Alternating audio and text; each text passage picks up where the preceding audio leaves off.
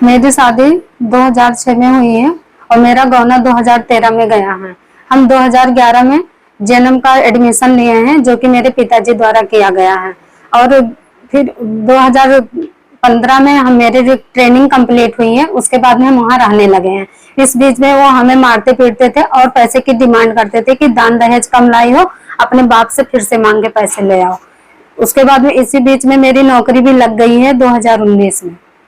वो हमें बहुत मारते पीटते हैं। जहाँ हम जॉब करते हैं वहां भी सारे स्टाफ के पास फोन करना, मारना पीटना।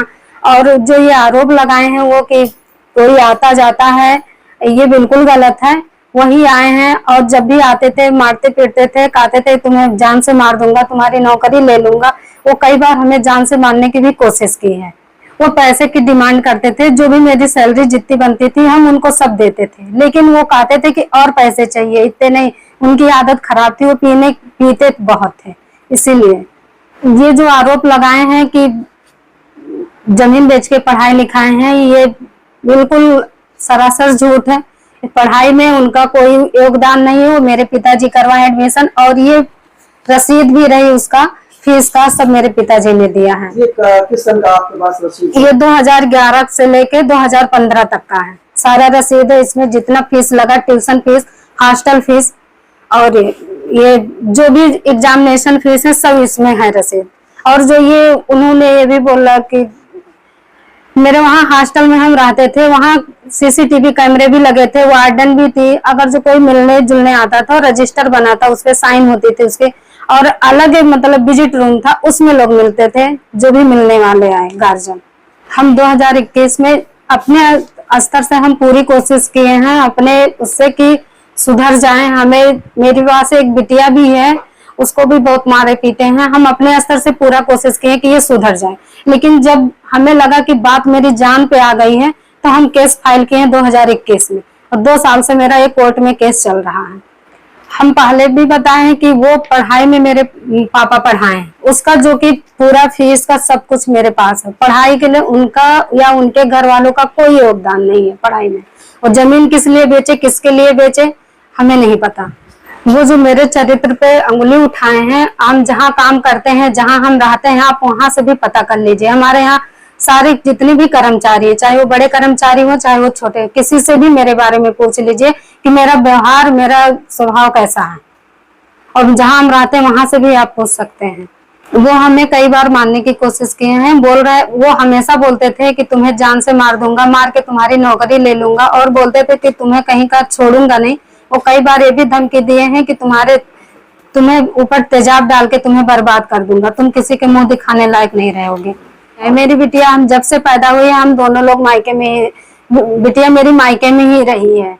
अभी वो आते थे, बस पैसे लेते थे और मारपीट करते थे। वो कई बार हमें रस्सी से भी बांधने की कोशिश की, जो कि मेरे मकान मालकिन भी आके बचाई हैं वो हमें। क्या मामला है आपका, क्यों आप इधर उधर परेशान हैं? सर मैं बहुत परेशान हूँ। मेरी शादी 29/5/2011 को अर्चना पुत्री लवकुश प्रसाद, ग्राम भुवनपुर, थाना कप्तानगंज के साथ हुई थी। विवाह के उपरांत मेरी पत्नी ने कहा मुझे नर्सिंग का कोर्स करना है, तो मैंने कहा अभी स्थिति ठीक नहीं है, पैसे की बहुत समस्या है। तब कुछ समय बाद मैं अपने पिताजी से जब कहा तो उन्होंने कहा मेरे पिताजी ने कि मैं देखता हूँ।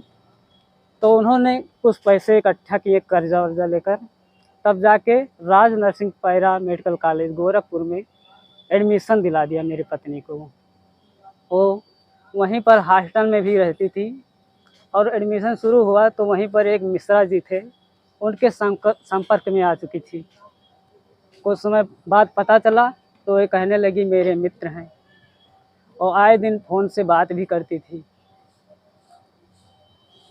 और स्थिति सर बहुत ख़राब हो चुकी है मेरी, और मुझे समझ में नहीं आ रहा था मैं क्या करूं। तो मैंने देखा कुछ प्रकरण ऐसे निकल रहे हैं, तो मैं यही उम्मीद लेकर आया हूं कि हो सकता है, मुझे पूरा विश्वास है कि हो सकता है मुझे भी वैसे न्याय मिल जाए। तो किससे न्याय मांग रहे हैं आप, योगी जी से? मैं योगी जी से मानता हूँ, कानून व्यवस्था से मानता हूँ। तो अब आपकी पत्नी आपके साथ नहीं रहना चाह रही, क्या है मामला? मामला यह है सर कि मेरे पिताजी ने खेती बेचकर उनको नौकरी वोकरी, पढ़ाया लिखाया, नौकरी पा गई, सरकारी स्टाफ नर्स हो गई। अब वो कहती हैं कि तुम तलाक दो। अभी मेडिएशन सेंटर में आया था बस्ती में 30 जून को। रास्ते में खजुआ के पास मेरी गाड़ी रोकी गई और मुझे मारा पीटा गया और धमकी दिया जाने लगा कि तुम तलाक दे दो, नहीं तुमको मार दिया जाएगा जान से। इसी उम्मीद से मैं आया हूँ, थाने पे एप्लीकेशन दिया, कोई सुनवाई नहीं। अब एसपी साहब से मेरा दरख्वास्त है, मैं प्रार्थना पत्र भी लिया हूँ, अभी दे रहा हूँ, ऑनलाइन भी किया हूँ और मैं चाहता हूँ मुझे न्याय मिले। मिश्रा जी कौन है ये? एक गोरखपुर में राज नरसिंह पैरा मेडिकल कॉलेज के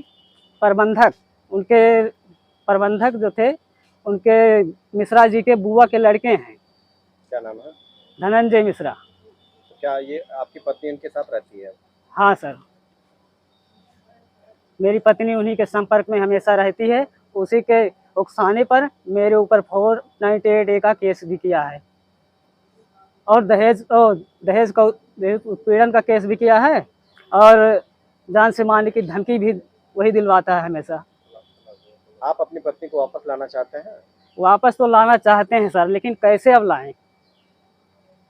आपकी बच्ची भी है, बच्ची कहाँ है, किस साल की? मेरी बच्ची है 7 साल की, नाम है उसका साक्षी। और मैं भी बहुत प्यार करता हूँ अपने बच्ची से, लेकिन मुझे मिलने तक नहीं दिया जाता। विदाई का दावा भी मैंने किया, मैं क्या करूँ सर?